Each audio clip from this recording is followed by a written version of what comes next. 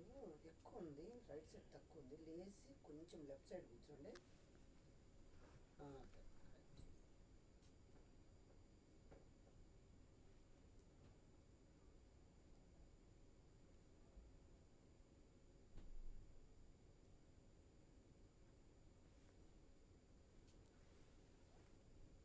చేశారండి.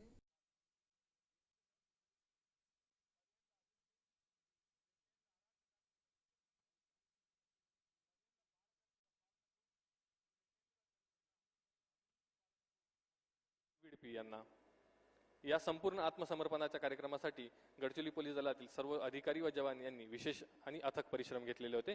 याबद्दल मान्य सरांकडून सर्व अधिकारी व अंमलदार यांना प्रोत्साहनपर बक्षीस दिले जात आहे.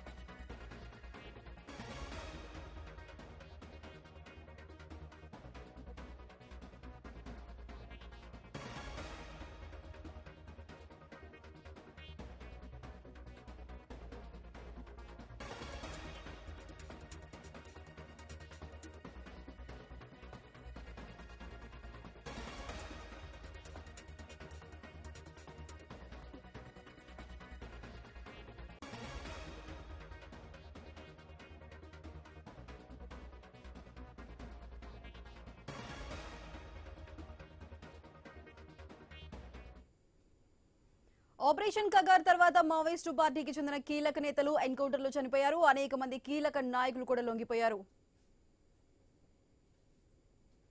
దీనికి సంబంధించి పూర్తి అప్డేట్స్ మా ప్రతినిధి నవీన్ అందిస్తారు. నవీన్ చెప్పండి, మావోయిస్టులు చాలా మంది ఇప్పుడు లొంగిపోతున్న పరిస్థితి కనిపిస్తుంది. దీనికి సంబంధించి పూర్తి అప్డేట్స్ ఏంటి? మనం చూడొచ్చు, మహారాష్ట్రలోని గచ్చిరోలి ఎస్పీ కార్యాలయం ఎదుట ఎస్పీ కార్యాలయంలోని సీఎం ఎదుట మహారాష్ట్ర సీఎం ఎదుట దాదాపుగా మావోయిస్టులు 61 మంది కూడా లొంగిపోయారు. ఇట్లా కీలక నేత మల్లోజుల వేణుగోపాలరావుతో సహా 61 మంది మావోయిస్టులు తమ తుపాకులతోటి లొంగిపోయినట్టు పరిస్థితి కనపడుతోంది. పూర్తి స్థాయి కూడా ఆపరేషన్ కంగారు తర్వాత 2026 కల్లా పూర్తి స్థాయి కూడా మావోయిస్టు ఉద్యమాన్ని లేకుండా చేస్తామని చెప్పి ఒక పక్క కేంద్ర ప్రభుత్వాలు చెప్తున్నట్టు పరిస్థితి మనం చూసాము. ఇప్పటికే మహారాష్ట్ర అదేవిధంగా ఛత్తీస్గఢ్ తో పాటు ఏదైతే ఉందో పూర్తి స్థాయి ఒడిశా రాష్ట్రంలో కూడా మావోయిస్టు కీలక నేతలు కూడా ఎన్కౌంటర్ చనిపోయారు. ఇప్పటికే మల్లోజుల వేణుగోపాల్ దాదాపు 65 సంవత్సరాలు తన ఉద్యమంలో ఉన్నటువంటి పరిస్థితి కనపడుతుందో అతనితో పాటు అతను సహచరులతో పాటు ఇంకా కొంతమంది వివిధ కమిటీలు ఏదైతే ఉందో ఆయనతో పనిచేసినటువంటి డివిజన్ కమిటీ కానీ జిల్లా కమిటీలకు సంబంధించినటువంటి కీలక నేతలందరూ కూడా ఈ రోజు మహారాష్ట్ర సీఎం ఎదుట గచ్చిరోల్లో లొంగిపోయినటువంటి దృశ్యాలు మనం చూస్తున్నాం. పూర్తి స్థాయి కూడా తుపాకులతో అంటే వాళ్ళు మావోయిస్టులు యూనిఫామ్ లో ఉండి తుపాకులు కూడా ప్రభుత్వానికి అప్పచెప్పి నేరుగా జనజీవన స్రవంతిలోకి కలిశారు. ఇప్పటికే ప్రభుత్వానికి సంబంధించి ఏదైతే ఉందో కేంద్ర ప్రభుత్వం వస్తున్నటువంటి ఆర్థిక సాయం కానీ లేకపోతే అక్కడ మహారాష్ట్ర ఇస్తున్న ఆర్థిక సాయం మొత్తం కూడా వీళ్ళకి అందజేస్తామని చెప్పేసి కూడా సీఎం అయితే వెల్లడించిన పరిస్థితి మనకు కనపడుతుంది. అయితే భారీ ఎత్తున కూడా అంటే దేశ చరిత్రలోనే ఇది మొట్టమొదటిసారి అని చెప్పుకోవచ్చు. పూర్తి స్థాయిలో కూడా ఇంతమంది మావోయిస్టులు అంటే 61 మంది మావోయిస్టులు దీంట్లో కీలక నేతగా ఉన్న మల్లోజుల వేణుగోపాలరావు దాదాపుగా చూసుకున్నట్టుగా 45 సంవత్సరాలు తను ఉద్యమంలో పనిచేసిన పరిస్థితి కాబట్టి అతనితో పాటు మొత్తం 61 మంది మావోయిస్టులు లొంగిపోయారు. నేరుగా తుపాకులు మొత్తం కూడా ప్రభుత్వానికి అప్పచెప్పినటువంటి విజువల్ మనం స్పష్టంగా చూడొచ్చు. పూర్తిగా అంటే ఏదైతే ఉందో మావోయిస్టులకు సంబంధించిన తుపాకులు కీలక తుపాకులను చూపెట్టుకోవచ్చు. ఎందుకంటే ఆ 303 తో పాటు అదేవిధంగా SLR, AK-47 ఇన్సాస్ లాంటి వెపన్స్ మొత్తాన్ని కూడా ప్రభుత్వానికి అయితే అప్పగించిన పరిస్థితి కనపడుతుంది. తుపాకులు మొత్తం కూడా ప్రభుత్వానికి ఇచ్చి వాళ్ళు లొంగిపోతున్నటువంటి దృశ్యాలు కూడా మనం చూడొచ్చు. పూర్తిగా ఏదైనా మావోయిస్టులకు భారీ ఎదురు దెబ్బలే చెప్పొచ్చు. ఎందుకంటే కీలకంగా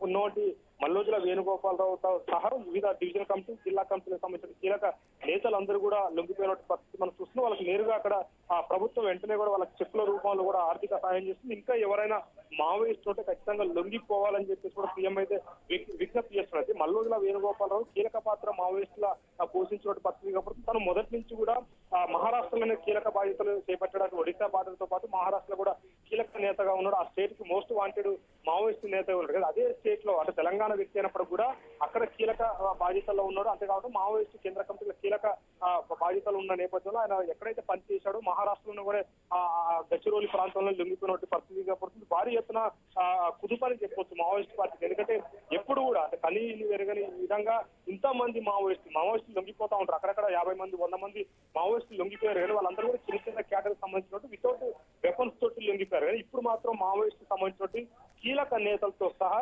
61 మంది మొత్తం కూడా తుపాకులు మొత్తం కూడా ప్రభుత్వానికి అప్పచెప్తూ సీఎం ఎదుట లొంగిపోయినట్టు దృశ్యాలు మనం చూడవచ్చు. భారీ మావోయిస్ట్ ఎదురు దెబ్బనే చెప్పుకోవచ్చు. ఎందుకంటే ఎప్పుడు కూడా ఇలాంటి సిచ్యువేషన్ మావోయిస్ట్ పార్టీలో ఎప్పుడు లేదు. చిన్న చిన్న స్థాయి లీడర్లు కానీ లేకపోతే డివిజన్ కమిటీ పట్టుబడ్డప్పుడు వాళ్ళు లొంగిపోయారు కానీ తుపాకులు మొత్తం కూడా పార్టీకి అప్పచెప్పి లొంగిపోయారు. కానీ ఇప్పుడు పార్టీకి సంబంధించిన తుపాకులు అన్నింటినీ కూడా ప్రభుత్వానికి అప్పచెప్పి లొంగిపోయినటువంటి పరిస్థితి కనపడుతుంది. ఒక పక్క మావోయిస్టులు కూడా ఈ మధ్య కాలంలో మనం చూసినట్టు కేంద్ర పార్టీ నుంచి లేఖ కూడా విడుదల చేశారు. మల్లోజుల వేణుగోపాలరావు లొంగిపోవాలంటే లొంగిపోవచ్చు కానీ పార్టీకి సంబంధించిన తుపాకులు పార్టీకి అప్పచెప్పి పార్టీలో పూర్తి స్థాయిలో కూడా ఆయన పార్టీకి తప్పుకోవచ్చు అని చెప్పేసి అన్నారు. ఆయన లొంగిపోవచ్చు అని కూడా చెప్పారు. అంటే పార్టీకి ద్రోహిగా మారాడని చెప్పేసి కూడా కేంద్ర కమిటీ నుంచి ఒక లేఖ కూడా వచ్చింది 2 నెలల కిందటే. పూర్తి స్థాయిలో కూడా అప్పటి నుంచి ఇప్పుడు కూడా అయితే పార్టీలో ఒక తీవ్ర చర్చ నడుస్తున్న నేపథ్యంలో ఈ రోజు ఆయన మహారాష్ట్ర సీఎం ఎదుటైతే లొంగిపోయిన పరిస్థితి కాబట్టి లొంగిపోయిన వాళ్ళ అందరి దగ్గర నుంచి కూడా తుపాకులను నేరుగా ప్రభుత్వానికి అప్పచెప్పే విధానం కూడా చూసుకున్నట్టు వాళ్ళ యూనిఫామ్లు అయితే మావోయిస్టులు ఏదైతే అడవి ప్రాంతంలో ఎట్లయితే తిరుగుతారో యూనిఫామ్లు వేసుకొని తుపాకులతో అదే విధంగా కూడా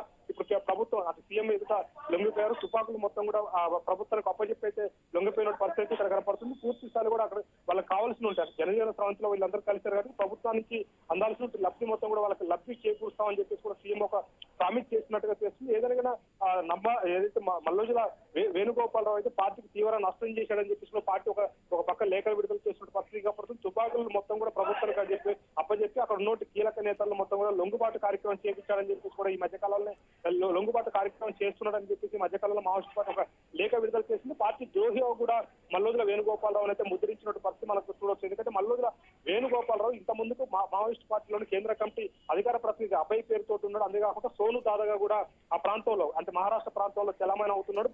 భారీ ఎత్తున కూడా మావోయిస్టు సంబంధించిన కీలక నేతగా ఉన్నాడు. ఇప్పటికే తన మీద 100 కేసులు కూడా ఉన్నాయని చెప్పేసి కూడా ప్రభుత్వం చెప్తుంది. వివిధ రాష్ట్రాలతో పాటు కీలకంగా ఉన్నవంటి ఏదైతుందో కీలకమైన మావోయిస్టు ప్రాంతాల్లో కూడా మొత్తం 100 కేసులు కూడా ఉన్నాయి. కీలకంగా మావోయిస్టులకు సంబంధించినటువంటి ఉద్యమంలో ఉన్నప్పుడు కీలక నిర్ణయాలు తీసుకున్నటువంటి వ్యక్తి, కీలక దాడులు చేసినటువంటి వ్యక్తి. అంతేకాకుండా చాలా మంది సిఆర్పీఎఫ్ జవాన్లు కానీ కేంద్ర బలగాలను కూడా మట్టుపెట్టినటువంటి పరిస్థితి కనపడుతుంది. అలాంటి వ్యక్తి ఈ రోజు పోలీసులకి ప్రభుత్వానికి అనుగుణంగా మారి పూర్తి స్థాయిలో కూడా మావోయిస్టుకు సంబంధించినటువంటి ఉద్యమాలను మొత్తం కూడా నీరు కార్చే విధంగా కూడా ఈయన పనిచేస్తున్నాడని చెప్పేసి మావోయిస్టు ఒక పక్క లేఖ విడుదల చేశారు. ఇప్పుడే మావోయిస్టుకు సంబంధించిన లేఖ విడుదల కొద్దిసేపు 2 నెలల కింద లేఖ విడుదల చేసి పార్టీ ద్రోహిగా మారాడని చెప్పి ఇప్పుడు చెప్తున్నారు. ఎటకాలకైతే మావోయిస్టుకు సంబంధించినటువంటి ఆయన అనుచరులుగా ఎవరైతే ఉన్నారో ఆయన చెప్తే పార్టీలో వినే వాళ్ళు ఎవరైతే ఉన్నారో వాళ్ళందరితో పాటు తను కొద్దిసేపటి కిందటే మహారాష్ట్ర సీఎం ఎదుట గచ్చిరోల్లో అయితే లొంగిపోయినట్టు దృశ్యాలు మనం చూడవచ్చు. తుపాకులు మొత్తం కూడా ప్రభుత్వానికి అప్పచెప్పి ఆయన నేరుగా జనజీవన స్రవంతిలోకి అయితే కలిశాడు. నవీన్, అయితే ఇప్పుడు వాళ్ళకి లొంగిపోయిన మావోయిస్టులకు సంబంధించి ఆర్థిక సహాయంతో పాటు ఎటువంటి సౌకర్యాలు కల్పించబోతున్నారు? వాళ్ళు అంటే ఇప్పుడు మల్లోజుల వేణుగోపాలరావుపై దాదాపుగా మనం చూసినట్టయితే ₹1,00,00,000 రివార్డు ఉంది. ఆ రివార్డును మొత్తం కూడా ప్రభుత్వం తనకి చెల్లిస్తుందని చెప్పేసి కూడా చెప్పింది. ఇప్పటికే చెక్కు రూపంలో ఆ వేదిక మీదనే లొంగిపోయిన వెంటనే వేదిక మీదనే చెక్కుల రూపంలోనే అక్కడ ఏదైతే మావోయిస్టులు లొంగిపోయారో వాళ్ళందరికీ కూడా చెక్కుల రూపంలో ఇస్తున్నారు. మల్లోజులకు కూడా అదే విధంగా అంటే ఆ రాష్ట్రంలో దాదాపుగా ₹1,00,00,000 రివార్డు ఉంది. ఆ రివార్డు అమౌంట్ తో పాటు ఇంకా ఏది ఇచ్చినా కానీ అన్అఫీషియల్ గా ఆయనకి ఇచ్చేటువంటి పరిస్థితి కనబడుతుంది. అఫీషియల్ గా మాత్రం ఒక ₹1,00,00,000 మాత్రమే ఆయన చేతికి చెక్కు రూపంలో ఇస్తారు. మిగతా మొత్తం కూడా అన్అఫీషియల్ గా అందజేసేటువంటి పరిస్థితి కనపడుతుంది. ఎందుకంటే దీంట్లో మనం చూసుకోవచ్చు అంటే ఆయన లొంగిపోతున్నది ఒక విధంగా చెప్పుకున్నట్టయితే ఆయన పార్టీ ద్రోహిగా కూడా పార్టీ ముద్ర వేసినటువంటి పరిస్థితి కనపడుతుంది. ఎందుకంటే దాదాపు 45 ఏళ్ల పాటు పార్టీలో పనిచేసినటువంటి మల్లోజుల అతనిపై పార్టీ ఒక ద్రోహిగా ముద్ర వేసింది. ఎందుకంటే ఆయన కేంద్ర కమిటీలో కీలక బాధ్యతగా ఉన్నాడు. కేంద్ర కమిటీ సభ్యుడిగా ఉన్నట్టు పరిస్థితి కాబట్టి అలాంటి వ్యక్తిని లాస్ట్ దశలో అంటే దాదాపుగా ఆయన యంగ్ ఏజ్ నుంచే పార్టీలో పోయినట్టు పరిస్థితి కనపడుతుంది. పార్టీ అప్పటి నుంచి ఇప్పటి వరకు కూడా పార్టీలో కీలక బాధ్యతలు చేశాడు. కీలక బాధ్యతలలో ఆయన వ్యవహరించాడు. అనేక అక్కడ ఉన్నటువంటి పోలీసులపై దాడులు కానీ మావోయిస్టు ఉద్యమాన్ని పూర్తి స్థాయిలో కూడా పై లెవెల్ కి తీసుకువెళ్లే విధంగా అంతేకాకుండా కొత్త క్యాడర్ ని కూడా అక్కడికి ఏదైతే చేర్చుకున్నాడో అంతేకాకుండా కీలక పాత్ర కూడా ఆయన పోషించాడు. మావోయిస్ట్ పార్టీలో కీలక పాత్ర పోషించిన వ్యక్తి అని చెప్పుకోవచ్చు. కానీ ఇప్పుడు తను పార్టీ ఒక ద్రోహిగా ముద్ర వేసిన పరిస్థితి కనపడుతుంది. ఎందుకంటే వరుసగా జరుగుతున్న ఎన్కౌంటర్ల నేపథ్యంలో తన పాత్ర ఉందని చెప్పేసి కూడా పార్టీ భావిస్తుంది. అంతేకాకుండా నంబాల కేశవరావు చనిపోయిన తర్వాత ఆ పదవి ఏదైతే ఉందో మావోయిస్టు కేంద్ర కమిటీ కార్యదర్శి పదవిని ఈయన ఆశించాడు. ఈయన ఆశించిన వెంటనే కూడా ఆయన పార్టీకి సంబంధించిన పార్టీకి కొంతమంది సభ్యులు ఉంటారు, పొలిటిక్ బ్యూరో సభ్యులు, వాళ్ళందరూ కూడా ఈయనకు అంగీకరించలేదు. ఎందుకంటే ఈయన పదవి ఈయనకు అది ఏదైతే సుప్రీం కమాండర్ పదవి ఉందో నంబాల కేశవరావు చనిపోయిన మల్లోజుల వేణుగోపాలరావు ఆ పదవి కావాలని చెప్పాడు. కేంద్ర కమిటీ కార్యదర్శి కావాలని చెప్పాడు. దాంట్లో కొంతమంది కేంద్ర కమిటీలో ఉన్న కీలక నేతలు మొత్తం కూడా ఈయనకు మద్దతు పలకలేదు. అప్పటి నుంచి ఇప్పటి వరకు కూడా పార్టీలో ఒక లుకలుకలు ఉన్న పరిస్థితి కాబట్టి నేరుగా మావోయిస్టు పార్టీ పైన లేఖలు కూడా విడుదల చేశారు. ఏదైతే మావోయిస్టు పార్టీకి సంబంధించి ఉందో ఆ మావోయిస్టు పార్టీ అనేది తుపాకులు వదిలేస్తాం, అంతేకాకుండా పార్టీ అనేది లేకుండా వదిలేస్తాం, మేము బయటకు వస్తామని చెప్పేసి కూడా లేఖ విడుదల చేశారు. అప్పటి నుంచి వరకు కూడా పూర్తి చెప్పండి నవీన్. ఇప్పుడు చూసుకుంటే మనం మల్లోజుల లొంగుబాటు పార్టీపై ఎటువంటి ప్రభావాన్ని చూపే అవకాశం ఉంది? ఖచ్చితంగా కొద్దిగా ప్రభావం చూపెడుతుంది. ఎందుకంటే ఆయన ఆషామాషి నాయకుడు, చిన్న నాయకుడు ఏం కాదు, పెద్ద లీడర్ అని చెప్పుకోవచ్చు. ఎందుకంటే కేంద్ర కమిటీలో ఉన్నటువంటి కీలక నేత, అంతేకాకుండా మావోయిస్టులకు సంబంధించి అంటే మావోయిస్టుల ఫంక్షనింగ్ ఏ విధంగా జరుగుతుందనేది పూర్తి స్థాయి కూడా మల్లోజుల వేణుగోపాలరావుకు తెలుసు. ఎందుకంటే వేణుగోపాల్ మొదటి నుంచి కూడా పార్టీలో ఉన్నాడు. ఆయన వివిధ రాష్ట్రాలతో పాటు వివిధ దేశాల ఉన్నటువంటి కింద కొంతమంది నాయకులతో కూడా టచ్ లో ఉన్నటువంటి పరిస్థితి కాబట్టి మావోయిస్టుల ఫంక్షనింగ్ అంటే ఏ టైంకి దళం ఎక్కడ ఉంటుంది, కీలక నేతలు ఎక్కడ ఉంటారు, వీళ్ళ ఆ మూవ్మెంట్ ఏ విధంగా ఉంటుంది, వీళ్ళ దాడులు కానీ ప్రతి దాడులు కానీ వాళ్ళ వ్యూహాలు కానీ ఏ విధంగా ఉంటాయి అనేది మొత్తం పూర్తి స్థాయిలో కూడా అయితే మల్లోజులకు తెలుసు. అలాంటి వ్యక్తి నేరుగా పోలీసుల వద్ద సీఎం మీద లింగిపోయినట్టు పరిస్థితి కాబట్టి ఖచ్చితంగా పార్టీకి సంబంధించిన సీక్రెట్స్ కూడా ఏదున్నా సరే ఆయన బయటకు వెల్లడించే అవకాశం ఉంటుంది. ఈ నేపథ్యంలో కొంతమంది మావోయిస్ట్ అంటే ఈ మధ్య కాలంలో చూసుకున్నట్టు భారీ ఎత్తున కూడా ఎన్కౌంటర్ లో కీలక నేతలు చనిపోయారు. ఇప్పుడు కొంతమంది ఉన్నట్టు పరిస్థితి కాబట్టి అంతేకాకుండా దళ సభ్యులు కూడా చాలా మంది కూడా లొంగిపోయారు. కానీ ఇప్పుడు ఈయనతోటి లొంగిపోయినటువంటి పరిస్థితి మనం చూసుకున్నట్టయితే 61 మంది లొంగిపోయారు. 61 మంది కూడా పూర్తిగా మావోయిస్టులకు సంబంధించినటువంటి యూనిఫామ్ లో ఉండి వాళ్ళ తుపాకులు మొత్తం కూడా ప్రభుత్వానికి అప్పచెప్పినట్టు విధానం మనం చూసాం. ఎందుకంటే భారీ ఎత్తున కూడా తుపాకులు అంటే మావోయిస్టులకు ఎప్పటికి కూడా తుపాకులు అనేది వాళ్ళకి ఒక ఆయుధం అని చెప్పుకోవచ్చు. ఎందుకంటే తుపాకులు వాళ్ళకి ఆషామాషిగా దొరకవు. పూర్తిగా ఈ ఆయుధాలను మొదటి నుంచి కూడా లొంగిపోని మల్లోజుల కానీ పార్టీకి సంబంధించిన తుపాకులు పార్టీకి అప్పచెప్పని చెప్పేసి కూడా పార్టీ మధ్యకాలంలో ఒక లేఖ రాసింది. కానీ దాన్ని పూర్తి స్థాయిలో కూడా దాన్ని ఏం పట్టించుకోలేదు మల్లోజుల. ఆ వెపన్స్ మొత్తాన్ని కూడా ప్రభుత్వానికి అయితే అప్పచెప్పినటువంటి పరిస్థితి మనం చూడవచ్చు. దాదాపుగా AK-47 లో ఒక 6-7 AK-47 తో పాటు SLR లో అదేవిధంగా 303 లాంటి వెపన్స్ మొత్తం కూడా లొంగిపోయినటువంటి వ్యక్తులు. ఇప్పుడు మల్లోజులు లొంగిపోయే ముందు లేఖను విడుదల చేశారు. అందులో కొన్ని ఆసక్తికరమైన విషయాలను కూడా వెల్లడించారు. ఇప్పుడు జనజీవన స్రవంతిలోకి లొంగిపోయిన తర్వాత ఇప్పుడు ఏమైనా మీడియా ముందుకు వచ్చి ఎటువంటి అంశాలు నేను వివరించే అవకాశం ఉందా? మల్లోజుల పార్టీకి సంబంధించినటువంటి విషయాలు కాదండి, లేదా అక్కడ జరుగుతున్నటువంటి సిచ్యువేషన్ ఏ విధంగా ఉంది, ఆయన లొంగిపోవడానికి ప్రధాన కారణం ఏంది, పార్టీకి సంబంధించినటువంటి వెపన్స్ పార్టీకి అప్పచెప్పమన్నా కూడా ప్రభుత్వానికి అప్పచెప్పి లొంగిపోవడానికి కారణం ఏంటంటే ఖచ్చితంగా ఆయన మీడియాకి చెప్పే అవకాశం ఉంటుంది. ఖచ్చితంగా చెప్పాలి కూడా ఆయన. ఎందుకంటే ఆయన అజ్ఞాతలో ఉన్నప్పుడే ఆయన ఒక ఆడియో టేప్ విడుదల చేశాడు. అంతేకాకుండా ఒక లేఖ కూడా దాదాపు 25 పేజీల లేఖ కూడా విడుదల చేశారు. ఇప్పుడు నేరుగా ప్రజల ముందుకు వచ్చాడు కాబట్టి ఖచ్చితంగా ఎందుకు లొంగిపోతున్నాడు, మావోయిస్ట్ పార్టీలో విధి విధానాలు ఏ విధంగా ఉంది, మావోయిస్టు సిద్ధాంతం ఇప్పుడు తనకు ఎందుకు నచ్చట్లేదు. ఎందుకంటే గతంలో 45 సంవత్సరాలు దాకా ఆయన ఉద్యమాలు చేశాడు. ఇప్పుడు ఆ పద్ధతులు నచ్చట్లేదు, ఆ మావోయిస్టు ఏదైతే ఉందో ఆ సిస్టమ్ నచ్చట్లేదు అని చెప్పేసి కూడా ఇప్పుడు చెప్తున్నాడు పరిస్థితి కాబట్టి అది ఖచ్చితంగా ఆయన మీడియాకి కానీ ప్రజలకు కూడా చెప్పాల్సిన అవసరం ఉంది. ఎందుకంటే గతంలో ఆయన అజ్ఞాతాలు ఉండే దాదాపుగా నెల 15 రోజుల కిందటే ఆయన ఒక లేఖ అదేవిధంగా ఆడియో కూడా రిలీజ్ చేశారు. నేరుగా ఇప్పుడు లొంగిపోయాడు కాబట్టి ప్రజల్లో ఉన్నాడు కాబట్టి ఖచ్చితంగా ఆ మావోయిస్టు సిద్ధాంతాలు ఏ విధంగా ఉన్నాయి, మావోయిస్టుల ఎందుకు ఇట్లా వర్గ విభేదాలు వస్తున్నాయి, మావోయిస్టులు ఎందుకు ఇంత ఆయన ఎందుకు వ్యతిరేకించారు, ఎందుకు ఈయన మావోయిస్ట్ పార్టీని వ్యతిరేకించాడు, ఎందుకు బయటకు వచ్చాడు ఓకే, తుపాకులతో ఎందుకు లొంగిపోవాల్సి వచ్చింది. దాదాపుగా 61 మంది మావోయిస్ట్ సంబంధించిన డివిజన్ కమిటీ కానీ జిల్లా కమిటీతో పాటు ఆయన అంగరక్షకులు ఉన్నట్టు కొంతమంది మొత్తం కూడా ఇప్పుడు సీఎం ఎదుట లొంగిపోయారు. ఎందుకు లొంగిపోవాల్సి వచ్చిందని ఖచ్చితంగా ఆయన ప్రజలకు చెప్తాడు, అదే విధంగా మీడియాకు కూడా చెప్తారు. అదే మావోయిస్ట్ పార్టీ కూడా ఏ విధంగా చెప్పాలనేది కూడా మీడియా ద్వారా చెప్పే అవకాశం ఉంటుంది. ఏదైనా మావోయిస్ట్ పార్టీకి ఒక పక్క నష్టం అని చెప్పొచ్చు. ఎందుకంటే గతంలో మల్లోజుల కేంద్ర కమిటీకి సంబంధించిన కీలక నేతలు ఇద్దరు కూడా మల్లోజుల మీద లేఖ విడుదల చేసిన 24 గంటల గడవ ముందుకే ఆ రోజు ఎన్కౌంటర్లో చనిపోయారు. అయితే దానికి కారణం కూడా మల్లోజుల వేణుగోపాలే కారణం అని చెప్పేసి కూడా మావోయిస్ట్ ఒక లేఖ మళ్ళీ రిలీజ్ చేసిన పరిస్థితి కనపడుతుంది. ఆ రోజు పార్టీకి సంబంధించిన కేంద్ర కమిటీ నుంచి ఆయన తొలగించారు. అంతేకాకుండా అభయ్ పేరుతోటి ఎలాంటి లేఖలు వచ్చినా అది పార్టీకి సంబంధం లేదు, ఆయన పార్టీకి సంబంధించిన మనిషి కాదని చెప్పేసి కూడా ఆయన పార్టీ నుంచి కూడా బహిష్కరించారు. దాదాపుగా 20 రోజులు 4 రోజుల కిందటే ఆయన పార్టీ నుంచి మావోయిస్ట్ పార్టీ బహిష్కరించింది. ఆయన పోలీసులు కోవర్టుగా మారాడు, ప్రభుత్వాలు కోవర్టుగా మారాడు, మావోయిస్ట్ కీలక నేతల్ని హతమార్చడంలో కీలక పాత్ర పోషిస్తున్నాడని చెప్పేసి కూడా మావోయిస్ట్ పార్టీ కేంద్ర కమిటీ నుంచి ఒక లేఖ విడుదలైన పరిస్థితి కనపడుతుంది. అంటే పార్టీ నేరుగా కూడా చూసుకున్నట్టయితే మల్లోజుల వేణుగోపాల్ వల్ల పార్టీ తీవ్రంగా నష్టపోయిందని చెప్పుకోవచ్చు. ఎందుకంటే ఆయన పూర్తిగా అటు ప్రభుత్వాలకి సన్నిహితంగా ఉంటూ ప్రభుత్వానికి సంబంధించినటువంటి పూర్తిగా మావోయిస్టు సంబంధించినటువంటి ఏదైతే కీలక నేతలు ఏ ప్రాంతంలో తిరుగుతుంటారో మావోయిస్ట్ మూవ్మెంట్ మొత్తం కూడా తనే పార్టీకి సంబంధించిన మూవ్మెంట్ మొత్తం కూడా ఈ మొత్తం ప్రభుత్వాలకు చెప్పాడని చెప్పేసి కూడా పార్టీ ఒక లేఖ అయితే విడుదల చేసింది. దాన్ని ఎప్పుడైతే పార్టీ విషయం తెలుసుకున్న మరుక్షణమే అన్ని పార్టీ నుంచి తొలగిస్తున్నాం అని చెప్పేసి కూడా ఒక లేఖ విడుదల చేసినటువంటి పరిస్థితి మనం చూడొచ్చు. అంతేకాకుండా ఈ మధ్య కాలంలో తెలంగాణలో లొంగిపోయినటువంటి కీలక నేత, ఎందుకంటే మావోయిస్ట్ కేంద్ర కమిటీలో ఉన్నటువంటి సుజాత కూడా తెలంగాణ పోలీసులు ఎదురు లొంగిపోయింది. ఆమె లొంగిపోవడానికి కూడా ప్రధాన కారణం మల్లోజుల వేణుగోపాల్. ఎందుకంటే వేణుగోపాల్ స్వయంగా తాను వదిన అవుతుంది. ఎందుకంటే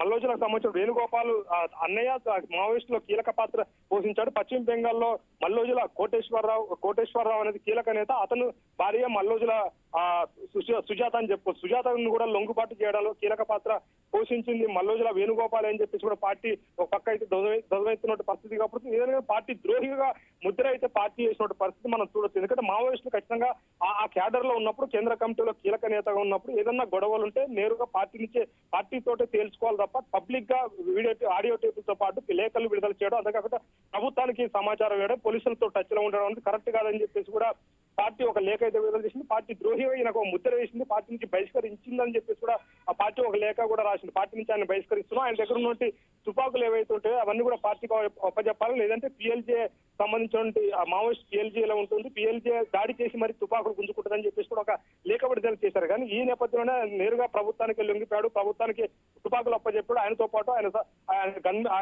ఆయనకు ఉన్నటువంటి గన్మెన్లు కానీ ఆయన కింద పనిచేసిన వివిధ డివిజన్ కమిటీ, జిల్లా కమిటీకి సంబంధించిన కీలక నేతలందరూ కూడా ఇప్పుడు సీఎం ఎదుటైతే లొంగిపోయారు. AK-47 SLR అదేవిధంగా 303 లాంటి వెపన్స్ తోటి, అదేవిధంగా మావోయిస్టులు ఏ విధంగా అడవి ప్రాంతాల్లో ఉంటారో అదే విధంగా యూనిఫామ్లు తుపాకులతో పూర్తిగా కూడా మావోయిస్టులు మొత్తం కూడా సీఎం ఎదురైతే లొంగిపోయినట్టు పరిస్థితి కాబట్టి ఏదైనా మావోయిస్టుకి తీవ్రమైన ఎదురు దెబ్బ అనేది చెప్పుకోవచ్చు. ఒక పక్క మావోయిస్టు పార్టీ ఈయన బహిష్కరించిన తర్వాత ఒక నెల 15 రోజుల తర్వాత ఆయన నేరుగా ప్రభుత్వానికి లొంగిపోయినట్టు పరిస్థితి కనపడుతుంది. అది కూడా తుపాకులతోటి లొంగిపోయాడు. మావోయిస్టు పార్టీకి ఏదైనా కీలకమైన ఈయన కీలకమైన నిర్ణయం తీసుకుని లొంగిపోయిన పరిస్థితి కాబట్టి మావోయిస్టులకు ఎదురు దెబ్బని చెప్పచ్చు. ఎందుకంటే మావోయిస్టులకు ఆయుధ సంపద చాలా తక్కువ ఉంటుంది. మావోయిస్టులు తుపాకులు తెచ్చుకోవాలని ఏం తెచ్చుకోవాలన్నా దాడులు చేసి మరే వాళ్ళు తుపాకులు కనుక తీసుకున్న పరిస్థితి కనపడుతుంది. కానీ ఇప్పుడు ఆ దాడులు చేసే పరిస్థితి లేదు. ఇప్పుడు 61 మంది లొంగిపోయారు. దాదాపుగా 10ల సంఖ్యలో తుపాకులు మొత్తం AK-47 లాంటి తుపాకులు మొత్తం కూడా ప్రభుత్వానికి అప్పచెప్పిన పరిస్థితి కనపడుతుంది. మావోయిస్టులకు సంబంధించి ఏదైనా మావోయిస్టుకు ఎదురు దెబ్బని చెప్పొచ్చు. అంటే ఆయుధ సంపదతో పాటు మనుషులు కూడా చాలా మంది కూడా అంటే డివిజన్ కమిటీ, జిల్లా కమిటీతో పాటు కేంద్ర కమిటీలో ఉన్నటువంటి కీలక నేతగా ఉన్నాడు. ఆయన పార్టీ ఆయన బహిష్కరించినప్పుడు ఆయన కింద క్యాడర్ని ఎవరిని కూడా బహిష్కరించలేదు. వాళ్ళందరూ మాత్రం నేరుగా అయితే ఇప్పుడు లొంగిపోయిన పరిస్థితి కనపడతా ఉంది. రైట్ నవీన్, థँक्यू. तयार केली आणि आज आपण पाहतो की त्या स्ट्रॅटेजीच्या अंतर्गत अतिशय मोठ्या प्रमाणात आता देशातनं माओवादाचं उच्चाटन होत आहे. पण विशेष अभिनंदन मी आमच्या गडचिरोली पोलिसांचं, आमच्या C60चं करेन की त्यांनी या संपूर्ण मोहिमेमध्ये सातत्याने मोहिमेचं नेतृत्व घेतलं.